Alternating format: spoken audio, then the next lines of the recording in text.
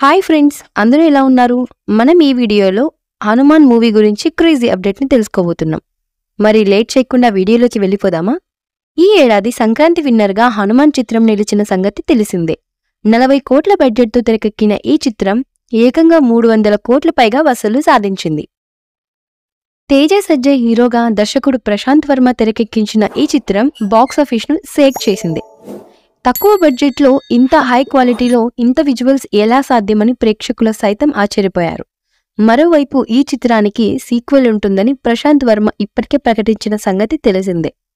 సీక్వెల్లో హనుమాన్ హీరోగా ఉంటాడని, ఈ పాత్రను ఓ స్టార్ హీరో పోషిస్తారని ఆయన తెలిపారు. దీంతో ఈ పాత్రకు రానాను తీసుకుంటారని ప్రేక్షకులు ఆల్మోస్ట్ డిసైడ్ అయ్యారు.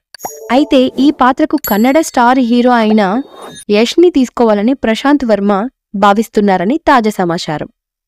పాన్ ఇండియా ఇమేజ్ ఉన్న యష్ నటిస్తే ఈ చిత్రం మరో బ్లాక్ బస్టర్ అవుతుందని అంచనా వేస్తున్నారు.